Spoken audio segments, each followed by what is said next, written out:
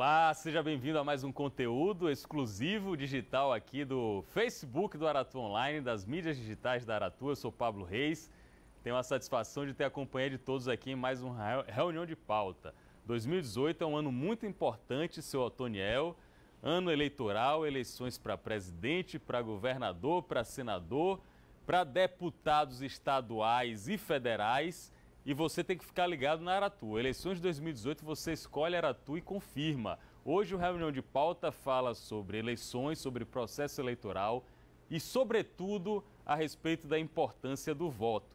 E para falar sobre isso, temos aqui um especialista. Ele é o professor Maurício Souza. Ele é mestre em Direito Público e vai conversar conosco a respeito de todos esses temas. Professor Maurício, seja bem-vindo. É um prazer ter a conversa do senhor aqui. Prazer é todo meu. É uma satisfação estar aqui, tendo a oportunidade de falar um pouco sobre esse processo tão importante, né, que é a eleição aqui no Brasil, em qualquer lugar do mundo, efetivamente. Dou bom dia a todos, né, a todos que estão aí ouvindo e vendo pelo Facebook nosso programa aqui, e estou à disposição para o que você quiser, Pablo. Ele é professor, ele tem a didática, tem a pedagogia, está disposto a responder todas as perguntas que vocês colocarem aqui nos comentários. Eu já vou abrir daqui a pouco os comentários de todo mundo. Seu Wilton Santana, o homem do Testomil, para vocês saberem o que o professor Maurício Souza pensa e o que é que ele pode nos ensinar a respeito da importância da democracia e como o voto está inserido nessa democracia brasileira. A princípio, eu começo perguntando, a cada 2 anos a gente tem um processo eleitoral no Brasil, eleições municipais ou eleições gerais com a votação para presidente da República. Isso é comum no mundo? Isso é positivo ou é negativo para a nossa sociedade? Bem, eu tenho um pensamento assim bem específico sobre esse assunto aqui no Brasil de eleição de 2 anos. Eu acho um absurdo. A eleição deveria acontecer de uma maneira bem abrangente, de 4 anos, porque isso causaria uma economia de dinheiro significativa, né, porque uma eleição é muito cara, e uma economia de tempo, né, para o cidadão de uma maneira geral.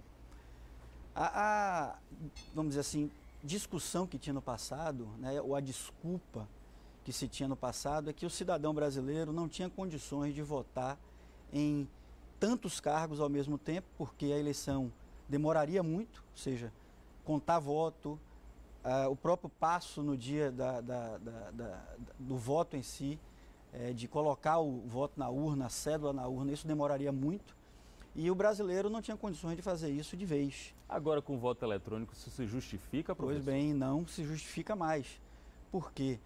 Se a gente tivesse se iniciando agora a eleição pelo voto eletrônico, a gente ainda seguraria um tempinho para as pessoas se habituarem com aquele sistema novo, né?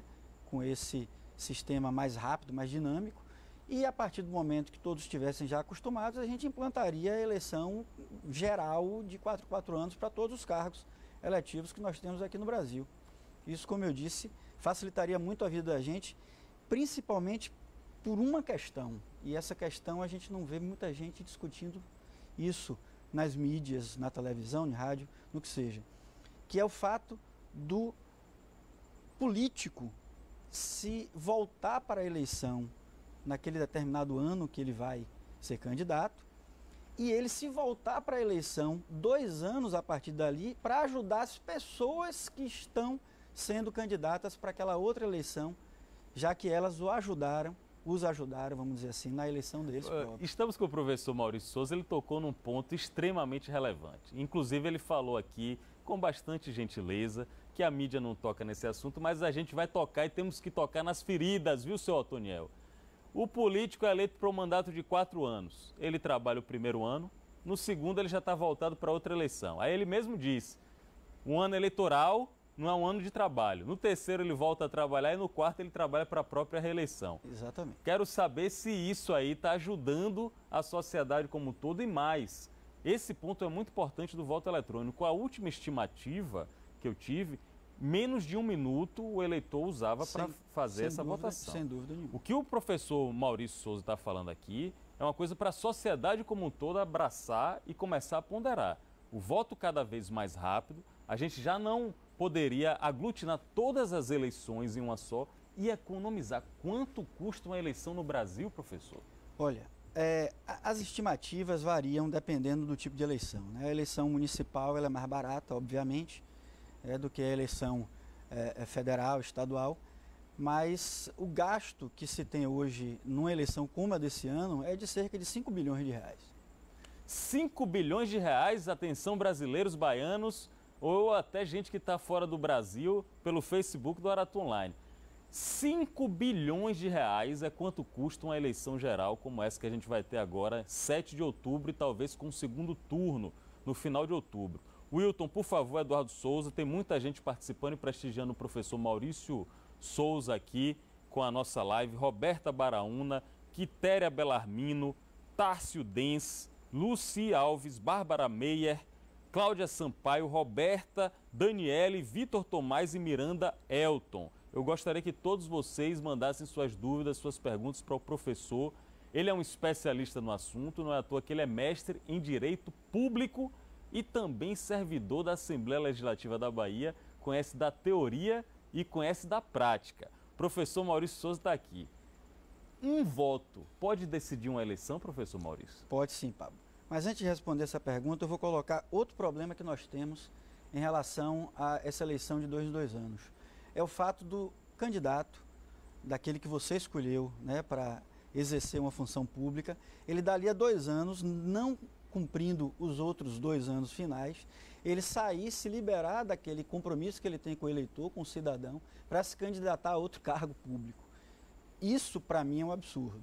Se você coloca o seu voto de confiança num determinado indivíduo, você quer que ele termine o mandato dele. E muitos deles não fazem. Em outras palavras, você votou no cidadão para prefeito, isso aconteceu agora em São Paulo, muita gente reclamou. Votou no João Dória para prefeito, ele quis sair primeiro para presidente, depois para governador, e os próprios eleitores do João Dória repudiaram isso, porque queriam ver ele no mandato de 4 anos na prefeitura. Exatamente. A justiça eleitoral pode interferir nisso? Ou é um trabalho do legislativo, dos parlamentares legislarem a respeito? Não, aqui exclusivamente se modifica isso através da mudança da lei. Da mudança primeiro da Constituição, que é um processo mais demorado, através de uma PEC, né, de uma proposta de emenda à Constituição, e posteriormente através da mudança das próprias leis eleitorais aqui no Brasil, caminhando aí principalmente para a mudança do Código Eleitoral brasileiro. Uma pergunta, esse que é o especialista, o professor Maurício Souza, ele é professor da Universo, uma universidade muito renomada aqui, respeitada aqui no Brasil todo, aqui na Bahia sobretudo. Quero perguntar a ele, eu vi nas redes sociais, quando aparece em rede social, se não estiver no Aratu Online, eu desconfio, acho logo que é fake news. Vi que se metade dos votos forem nulos ou brancos, a eleição é anulada, é cancelada. Isso é verdade? Não, isso não é verdade. A partir da Constituição de 88, a gente não tem mais essa possibilidade. O voto nulo e branco não anulam eleição. Se o indivíduo tiver um voto, que seja o dele, ele é eleito. Então a gente tem que tomar muito cuidado na hora da eleição, porque o voto é importante que seja dado. Voto nulo, voto branco e abstenção só faz com que os maus sejam eleitos. Então, aquele que tem consciência, que conhece um pouco da estrutura do Brasil, do que acontece aqui, é importante que essa pessoa vote, vá lá, escolha um candidato, arrisque, teste, vá, vote naquele que você acha que pode dar em alguma coisa. E, claro, se ele não cumprir com aquilo que foi prometido, você tem que acompanhar isso, obviamente. Você, na próxima eleição, não dará mais o voto a ele. Mas vote, nunca deixe de votar. Deixar de votar não é o interessante para nós. A gente precisa que o voto seja dado. Esse recado é muito importante do professor Maurício Souza. Não é à toa que ele já tem aqui dezenas, talvez centenas de fãs, viu, na nossa live. Está conectado aí? Olha que legal. Anderson da Hora, Silvia Marques Serapião. Obrigado, Silvia, pela companhia. A Daniele Graça Santos diz aqui, ó, excelente professor. Vou até dar um curtir aqui na sua mensagem, que realmente em pouco tempo aqui de conversa já vi que o homem entende, viu?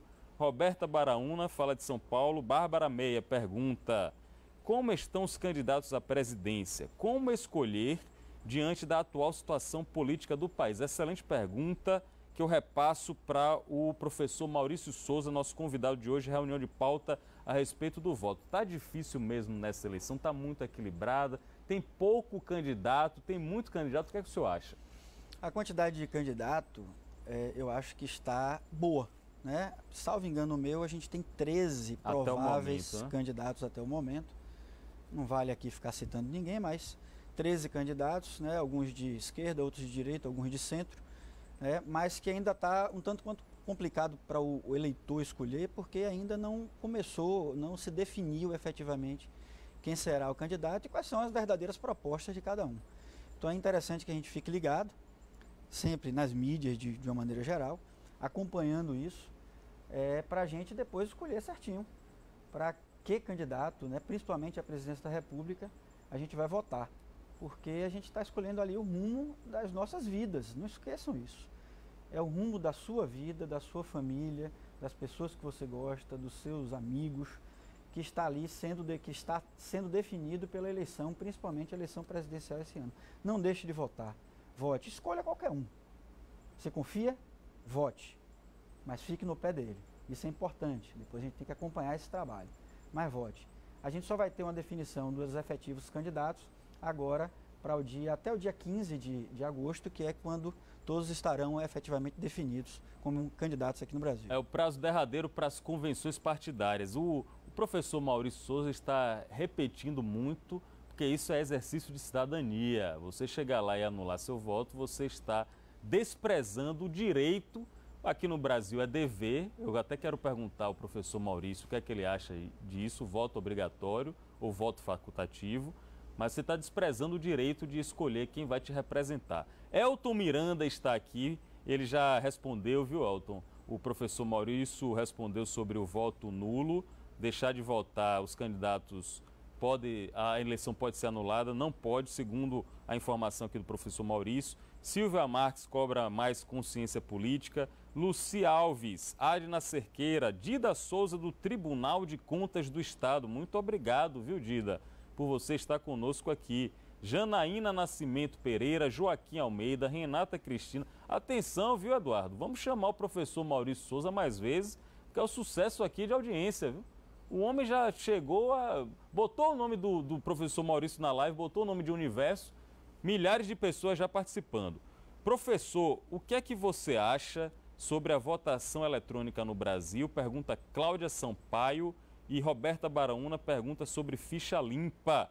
E aí eu quero saber a opinião do professor a respeito dessas três perguntas. Voto eletrônico, ficha limpa e voto obrigatório nas eleições brasileiras. Pois bem, vamos começar pelo voto obrigatório.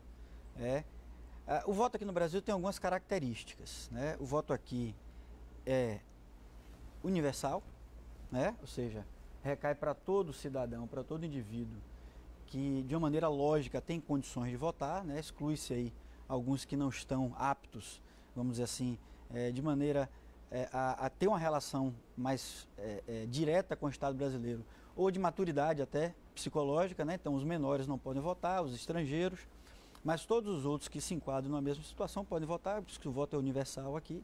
O voto aqui é direto, quer dizer, você vota no seu candidato diretamente. Isso é importante, ou no seu partido diretamente, porque muita gente não sabe, Pablo, mas aqui a gente pode votar nas eleições proporcionais. E o que são eleições proporcionais? São as eleições que acontecem para vereadores e deputados. Deputados de uma maneira geral, estaduais, distritais e federais. Você vota no indivíduo, mas vai haver uma computação, vamos dizer assim, um cálculo diferenciado para saber quem vai ser eleito. Então aquele que proporcionalmente foi mais votado, efetivamente vai ser eleito. Mas esse voto obrigatoriamente vai ter que ser dado ou para o candidato ou para o partido. Por exemplo, se você é candidato a deputado estadual, você tem um determinado número. A sigla do seu partido, né, que são 2 números, e depois mais 3 números que se referem à sua candidatura especificamente. Perfeito. Só que eu, eleitor, não gosto de nenhum candidato a deputado estadual. Eu vou ficar sem votar para deputado? Não, eu voto. Eu voto na sigla do partido que eu gosto. Se meu número for 99999, 99, o inicial é o número do meu partido. Do seu partido. Então eu posso votar 99, confirmo o voto, na urna eletrônica e eu estou destinando esse voto para o partido ou para a coligação que esse partido faça parte. E esse voto é importante para a eleição dos candidatos desse partido ou dessa coligação. É importante o professor falar isso porque tem uma questão chamada quociente eleitoral. Exatamente. Muitas vezes o deputado tem um grande número de votos, tem até mais votos do que quem foi eleito, e ele fica na suplência ou não é eleito. Como é isso? Exatamente. E a gente tem um exemplo interessante aqui no Brasil, que aconteceu há alguns anos, que foi com o deputado federal Enéas. Eu acho que esse nome é conhecido de todos, ou pelo menos da maioria dos brasileiros. Enéas foi eleito para deputado federal pelo Estado de São Paulo, para o Congresso, ou seja, para a Câmara dos Deputados em Brasília, com 2,5 milhões de votos em São Paulo. E o partido dele à época, o PRONA, né, a gente pode falar porque esse partido não existe mais, o PRONA fez um quociente partidário, e eu vou explicar já já o que é isso, salvo engano meu, de 7 vagas, ou seja, 7 vagas destinadas a São Paulo, na Câmara dos Deputados em Brasília, ou seja, de deputados federais, teriam que ser preenchidas apenas por candidatos do PRONA. Então, Enéas puxou esses votos. Então, ele, com a votação específica dele, fez uma quantidade de cadeiras destinadas ao partido dele de 7. Isso quer dizer o seguinte, que lá em São Paulo, nessa época, ele foi eleito como primeiro colocado do partido, e o último colocado do partido dele teve, salvo engano meu, 100 e poucos votos. Não é 100 mil não, gente. 100 e poucos votos. Foi eleito como deputado federal e teve candidato em São Paulo na época com 300 mil votos que não foi eleito. E aí eu ressalto uma coisa importante. Não existe voto de protesto, como algumas pessoas acham. Então, aquele palhaço que está lá sendo candidato, aquele jogador de futebol, aquele músico, aquele artista, qualquer outra pessoa que tenha uma entrada, né, na mídia, nas casas das pessoas com mais facilidade, quando você vota nessa pessoa achando que está votando em protesto, você está ajudando a eleger pessoas que não seriam eleitas pelo voto normalmente, porque não são pessoas gabaritadas ou aptas àquilo. Provavelmente os candidatos com 100 votos vão ser puxados, como se diz no jargão da política, por essa enorme votação de um Enéas ou de um palhaço. Esse palhaço a gente não vai falar o nome porque ainda pode ser candidato, está aí na atividade política. Olha o Enéas aí, quem é mais jovem pode não conhecer, mas os quarentões em Wilton Santana, todo mundo conhece. Enéas foi uma referência na política, porque tinha, se eu não me engano, 15, 16 segundos de propaganda, 5 segundos às vezes, e conseguiu essa enorme votação aí, o Enéas, que segundo ele tinha 7 diplomas. Quociente eleitoral, então, é uma coisa justa? A princípio, sim. Por quê? Porque se não fosse o quociente eleitoral, os partidos pequenos não teriam vez. Ou seja, eles não colocariam nunca um candidato deles dentro de qualquer casa legislativa ou de qualquer cargo político eleitoral.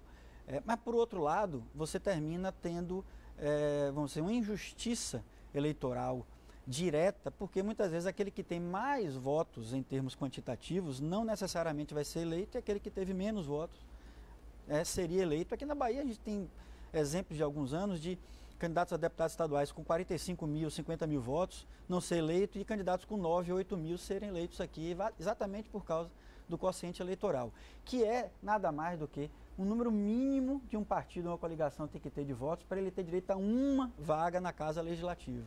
E é calculado de acordo com a quantidade global de votos e o número de vagas. Exatamente. Então você divide a quantidade de votos válidos. O que são os votos válidos? Os votos dados aos candidatos e às legendas partidárias, aos partidos, excluindo-se aí os nulos e os brancos, dividindo esse total pela quantidade de vagas a ser preenchida naquela casa. Então, por exemplo, a Assembleia Legislativa do Estado da Bahia tem 63 vagas para deputados estaduais, essa quantidade de deputados que nós temos lá. E o quociente eleitoral é calculado no período da eleição, quando a eleição se encerra, o próprio computador já dá a quantidade de votos válidos que foram dados para deputado estadual naquela eleição, se divide por 63 e a gente vai saber qual é o quociente eleitoral, que é exatamente a quantidade mínima de votos que formará uma vaga na Casa Legislativa. O professor Maurício Souza está com a gente aqui no Reunião de Pauta, nos dando aula, nos ensinando, falando sobre exercício da cidadania, sobre eleições, e você está conosco aqui pelo Facebook do Aratu Online. Eu preciso ler a mensagem da Daniele. Daniele fez a pergunta que o professor acabou de responder sobre os deputados federais com votação expressiva. Luci Alves homenageia o professor e a Universo. Nilvan Patês, parabéns, professor. Grande Pablo Reis, obrigado, Nilvan. Temos que valorizar nossa maior arma, nosso voto. Você que está em Guanambi, parabéns a todos vocês aí da região oeste, todos de Guanambi e região. José Botelho fala de Enéas. Agora o professor vai responder a respeito do voto obrigatório. Faz sentido aqui no Brasil? Bem, como eu estava dizendo, o voto obrigatório é uma arma, vamos dizer assim, que o candidato ruim tem para forçar com que o indivíduo que não tem muito conhecimento do que está fazendo vá votar. Eu entendo dessa forma, essa é minha compreensão. O voto teria que ser facultativo como nas maiores democracias do mundo. Nos Estados Unidos, na Suíça, na Inglaterra, os votos são facultativos, ou seja, vota quem quer, quem tem consciência da importância daquilo. E o voto obrigatório aqui no Brasil, pelo alto índice de ignorância do povo brasileiro, e aí, gente, eu quero explicar bem o que é ignorância. Ignorância é o indivíduo que não tem uma instrução escolar satisfatória, que não tem conhecimento necessário para determinada coisa. Tá? Então, essas pessoas, pela educação no Brasil, são uma educação muito aquém, né, do que a gente precisa, faz com que essas pessoas sejam massa de manobra. E, vamos dizer assim, como se fosse uma boiada, vamos colocar dessa forma, vão seguindo um caminho por algum candidato que tenha uma oratória, uma eloquência melhor, que fale melhor, sem você conhecer efetivamente qual é o papel, o que é que ele irá fazer efetivamente, ou quem foi ele na vida pregressa, né, ou quem é ele nesse momento. E, portanto, esse voto obrigatório faz com que essas pessoas tenham o sentimento de não poder deixar de votar, porque poderá ser punido efetivamente por isso.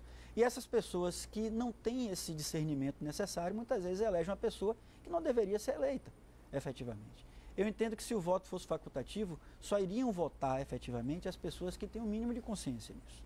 Né? Eu espero que no futuro todos os brasileiros tenham essa consciência. Melhoraria um pouco o nível eleitoral, a qualidade das nossas escolhas? Sem dúvida nenhuma. A gente tinha uma escolha mais direcionada, uma escolha mais adequada para o papel que o candidato iria exercer ali no futuro, mas eu acho que o Brasil precisa efetivar esse conhecimento político de uma maneira melhor. E para isso acontecer, a gente precisa investir maciçamente em educação, desde a creche, da educação de base, até chegar na universidade, porque na verdade é uma consequência.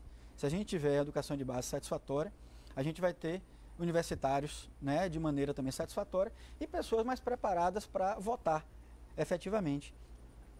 E para isso, eu entendo também que é necessária a inclusão, principalmente no nível fundamental e médio, aqui no Brasil, de uma disciplina que fale sobre política, civilismo, Constituição, organização do Estado, o que nos foi tirado de um tempo para cá. Eu me lembro que era chamada Educação Moral e Cívica, a MC. Aula pronto, eu também tive aula disso. E OSPB, não sei se você lembra, Organização né? Social e Política Brasileira. Essas duas disciplinas davam a noção de civilismo, da participação efetiva do cidadão na vida política do Brasil, do país. Isso nos foi tirado e é interessante que isso retorne.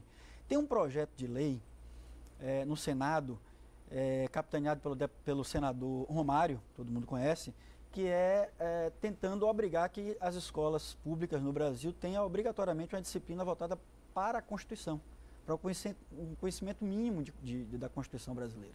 Eu acho que isso é importante, mas não foi adiante isso. Por que será, né? Por que será que os políticos não querem tanta educação a respeito da nossa cidadania e do civilismo, como diz o professor Maurício? Mais uma pergunta que eu faço para ele em relação a eleições, em relação à importância do voto. Muitas vezes a gente comenta que determinada pessoa vai votar no vereador, vai votar no deputado em troca de 10 sacos de cimento, em troca de um padrão de time de futebol, em troca de uma reforma na casa. Um milhar de telha. Um milhar de telha. Isso é crime, professor? Isso é crime. É um dos crimes eleitorais a compra de voto. Isso é compra de voto. Não se compra apenas com dinheiro, Pablo. Se compra também com favores, com presentes. E isso é um dos motivos que fazem com que o indivíduo que proceda dessa forma como candidato, de ser impugnada a candidatura dele, de ele se tornar inelegível, ou mesmo depois da eleição ele não poder assumir o cargo porque ele se tornou incompatível com o cargo em face de uma condenação de um crime eleitoral nesse sentido. A gente já viu situações dessas de pessoas serem caçadas por causa de compra de voto. Agora, quem vende o voto também é punido, é passível de punição? Não, esse não. Não tem nenhum tipo de crime, nem crime eleitoral para aquele que recebe a benesse, vamos dizer assim, do candidato. É só para o candidato. E tem uma curiosidade, né, no meu interior, eu sou do interior também. Qual a cidade? Eu sou de Gandu, né, Conheço no sul da Gandu, Bahia. perto lá de Aurelino Leal. Logo depois ali de Aurelino Leal, ou antes de Aurelino Leal, desculpe, antes de Itabuna, Ilhéus, ali para cima. Bem, lá teve um caso há alguns anos de um indivíduo que foi candidato a vereador e que ele era protético. Não sei se você conhece essa função. Um cara que faz dentista do interior. Dentista do interior que fazia chapa, né, vamos dizer assim. E ele prometia aos candidatos a chapa, se ele fosse eleito, e ele dava metade da chapa no início da eleição e depois, se ele fosse eleito, ele dava a outra metade. Se não fosse eleito, o indivíduo lá ficava sem a outra metade dos dentes, tendo que buscar consertar os dentes aí de maneira onerosa, vamos dizer assim. Isso era declarado, era público, era né, público, na cidade. todo mundo sabia isso. Tem muitos anos, né, claro, mas hoje a Justiça Eleitoral, e aí a gente tem que realmente reconhecer, está bem afiada nessa questão de punir, de fiscalizar, de regular o processo eleitoral como um todo. O professor está aqui com a gente há quase meia hora. Você pode perguntar também pelo Facebook do Aratu Online. Essa entrevista vai ser exibida também na televisão, porque nesse ano eleitoral a cobertura da Aratu é muito focada no eleitor, é menos focada nos candidatos e mais focada no eleitor, o que é que ele pode ser beneficiado em um processo eleitoral como esse. O professor Maurício Souza, que ele é mestre em Direito Público, uma área muito mais abrangente, inclusive, do que o direito eleitoral, está aqui conversando sobre a importância do voto. Nos Estados Unidos, a gente percebe que a candidatura a presidente da República é muito focada nos estados. Às vezes o candidato tem uma votação maior do que o concorrente no estado, mas não ganha aquele colégio eleitoral. Como é que a gente pode resumir em poucas palavras essa situação? Parece ser uma coisa complexa, mas não é. Na verdade, se coloca nos Estados Unidos uma eleição voltada para a quantidade de eleitores que cada estado da Federação Norte-Americana tem. Por exemplo, a Califórnia e o Texas e a Flórida, vamos colocar, são talvez dos 3 estados mais populosos dos Estados Unidos. E quanto mais população você tem, mais representantes você tem naquele estado, e esses representantes é que vão votar efetivamente no presidente. São chamados delegados? São os delegados. Os delegados que são eleitos ou normalmente para o Partido Democrata ou para o Partido Republicano nos Estados Unidos, são os 2 grandes partidos. É bom ressaltar que lá existem outros partidos, mas esses 2 são os maiores e o poder oscila entre eles no decorrer da história norte-americana. Então, a eleição, por exemplo, de um presidente, como foi agora de Donald Trump, em que ele recebeu a votação maciça dos estados mais populosos e, portanto, ele tinha os delegados em maior quantidade do que Hillary Clinton, que tinha uma quantidade de votos em estados menores maior, e esse volume de votos daria até uma quantidade maior do que a quantidade de votos efetivos de Trump, mas a quantidade de delegados desses estados menores não era maior que a quantidade de delegados de Trump. E, portanto, Trump, com menos estados e com menos votos efetivos do cidadão, foi eleito por quê? Porque ele foi eleito pelos estados onde continham ali a maior parte dos delegados que votavam efetivamente no presidente. Isso, professor, seria porque lá realmente é uma república federativa, os estados realmente têm força, legislam individualmente, são autônomos, é por causa disso? Olha, na verdade, a origem é essa, né? O Brasil também é uma federação. Agora, o Brasil é uma federação com características distintas da norte-americana, e é bom ressaltar que os Estados Unidos são os precursores da forma federativa de Estado, eles que criaram essa forma. E o que foi que aconteceu nos Estados Unidos? As colônias britânicas, que se separaram da Inglaterra, né, lá no século XVIII, em 1776 especificamente, elas se tornaram estados soberanos, como se fossem Brasil, Argentina, Uruguai, mas perceberam que eram fortes juntas. Por quê? Porque na hora de brigar contra o colonizador, que era a Inglaterra, eles se juntaram para brigar, porque senão eles não ganhariam a guerra. Essa junção mostrou que a força vinha dessa junção. Então, o que aconteceu? Eles se separaram da Inglaterra, ficaram estados autônomos ali, soberanos, e ao perceberem que juntos eram fortes, eles resolveram formar uma federação. Só que como eles eram soberanos, eles não queriam especificamente, particularmente, perder muita autonomia. E face disso, eles destinaram a maior parte da autonomia para os estados que se formavam ali e deixaram a menor parte da autonomia para a União, que era quem regulava o todo dos Estados Unidos, que é um processo diferente do brasileiro. Né? Para quem lembra, historicamente, nós tínhamos aqui no Brasil as capitanias hereditárias. Quando o Brasil se tornou independente de Portugal, essas capitanias se tornaram províncias que não tinham autonomia, inclusive era o rei que indicava o presidente de província, como a Bahia, como São Vicente, Pernambuco, etc. Eles não faziam muita coisa diante da sua própria vontade, sim da vontade do rei. Tá? E depois que o Brasil se tornou uma federação, com a proclamação da República em 1889, aconteceu dessas províncias virarem estados. Veja como uma coisa é diferente. Uhum. Eram províncias que não tinham autonomia quase nenhuma, que passaram a deter um pouco de autonomia. O contrário dos Estados Unidos, que eram estados soberanos que tinham autonomia plena e passaram a perder um pouco dessa autonomia. Então, por isso que nos Estados Unidos a gente tem uma possibilidade do Estado legislar sobre mais coisas do que aqui no Brasil.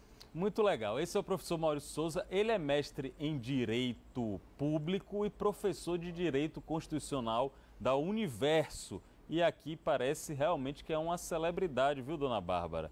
Ele aqui entre os alunos faz muito sucesso. Nádia Santa Rita está conectado, se puder. Eu, como aluna, agradeço ao Universo por ter esse professor no seu corpo docente. Anderson da Hora, sou aluno do professor na Universo. Gostaria de saber como ele vê as eleições desse ano, sem a política dos grandes patrocínios das empreiteiras. Muito obrigado por essa pergunta excelente, viu, Anderson? Daqui a pouco o professor responde, vou ler logo todas. Silvia Marques diz que o governo não tem interesse em dar educação. O Ana Raizá, professor nota 1000, obrigado por compartilhar conosco um pouco do seu vasto conhecimento. Roberta Baraúna está empolgada também, diz que o professor precisa propagar essa ideia. Sempre que possível pode vir aqui na Aratu, que a gente quer ouvir e quer divulgar essas ideias. Elton Miranda diz que não querem dar educação. Roberta Baraúna, entrevista esclarecedora. Dida Souza, precisamos de mais entrevistas como essa. Aqui você está no lugar certo, rapaz. Daniel Lima, professor, o senhor é a favor do fundo partidário público ou privado? Muito obrigado, Daniel. Temos duas perguntas. Fundo partidário e financiamento de campanha por empresas privadas. Uma coisa está relacionada à outra, né? A gente teve uma proibição há pouco tempo do Supremo Tribunal Federal para a contribuição de empresas, de pessoas jurídicas, né, às eleições. E a contribuição agora vai ser estritamente de pessoa física, ou seja, do próprio indivíduo financiando, claro, até um certo limite, né, do que ele ganha anualmente. Mas isso é importante. A gente não tem como ter eleição sem ter um mínimo de uma contribuição do próprio cidadão para isso. Eu acho que a contribuição aqui é um pouco exagerada. Esse fundo partidário eu acho que é muito alto. Não haveria essa necessidade de um fundo tão alto, mas o fundo é necessário. E eu acho que o fundo público é mais importante do que o privado. Eu acho que o público a gente tem como controlar mais facilmente. Então é importante que tenha esse fundo e, se possível, ele exclusivamente não pudesse se bancar de forma privada uma eleição. Facilitaria a fiscalização, talvez. Né? Já melhorou. Para a gente comparar, como o senhor falou, com as democracias mais avançadas, mais maduras, como é que se desenvolve isso nos outros países? Não, isso, o financiamento por pessoa jurídica também é possível em outros países. A diferença é que lá tem um controle maior. O Brasil não tem esse controle efetivo para você saber quem está patrocinando isso, se está patrocinando de uma maneira lícita, se é com caixa 2 ou não é com caixa 2, se é um dinheiro que todo mundo sabe que está sendo destinado para aquilo, ou é dinheiro que está sendo destinado, mas ninguém sabe que está. Então, esse é o grande problema. Nos países, nas grandes democracias, o dinheiro pode vir de qualquer lugar, mas a fiscalização é efetiva e se sabe também efetivamente o quanto foi destinado para aquele candidato ou para aquele partido para ser gasto na campanha eleitoral. Professor Maurício Souza da Universo, professor de Direito Constitucional e mestre em Direito Público, nos deu uma aula aqui. Antes de encerrar, eu queria abrir o espaço para o senhor para exercer como professor, como docente, como pedagogo, como mestre.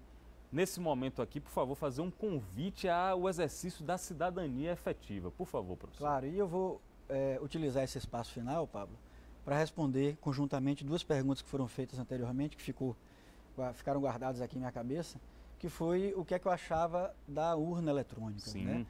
Eu acho interessantíssimo que a gente tome todos os cuidados para que não haja fraude. Mas é interessante, o voto é dado de forma rápida, né? Não dói, é bom mostrar isso. Então vá votar, perca seu minutinho, sua horinha, daquele domingo lá do dia 7 de outubro, que vai ser a data do primeiro turno, e dia 28 de outubro, que vai ser a data do segundo turno. Não tenha medo de votar, escolha um candidato qualquer que você confie. É importante que você vai votar. Vá, perca lá 1 horinha, 2 horinhas, 30 minutos. Depois você vai curtir seu domingo, vai para sua praia, vai para o seu parque, vai assistir seu cinema. Não tem problema nenhum, mas vá votar. O voto agora é rápido, né? Minha sessão eleitoral é muito rápida, eu voto em 30 segundos, eu estou votando. Né? Outras demoram mais, mas vale a pena votar, porque você está ali dando, vamos dizer assim, a sua contribuição para a melhora do seu país, do local onde você vive. Você vive no Brasil, não tem jeito. Não tem jeito. Muita gente está saindo daqui, está fugindo do Brasil. Mas vamos tentar melhorar. E a gente tenta melhorar a partir do voto consciente. Não deixe de votar. Não vote em branco, não vote nulo, não se abstenha. Vá e vote. O voto é nossa arma. Se a gente não pode empunhar uma arma para fazer uma revolução vermelha, vamos fazer uma revolução branca. E a revolução branca se dá através do voto consciente. Tá certo? Isso que eu peço para vocês. Muito boa a participação, muito obrigado. O senhor está convidado, viu, Eduardo Souza, Camila Costa?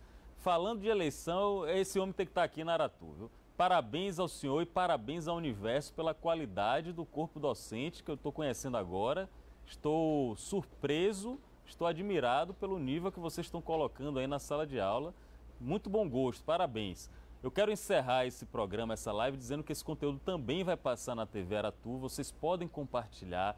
Vamos fomentar o debate. O debate eleitoral é rico, é sadio e é necessário. A Aratu está aqui para isso, para ser um intermediário entre a voz do povo e as autoridades. Por isso que o lema nosso é Eleições 2018, escolha Aratu e confirme. Encerrando esse programa Reunião de Pauta, agradecendo a todos vocês, meus colegas aqui no estúdio, todo mundo que estava aí em cima cuidando para essa imagem, esse áudio chegarem com qualidade. Vou usar uma frase, viu, professor? Do Winston Churchill, ele que para muitos é considerado o maior estadista dos tempos modernos, britânico, primeiro-ministro da Inglaterra. Ele diz o seguinte: não sou exigente, apenas me contento com o que há de melhor. Pense nisso e até o próximo encontro. Um abraço.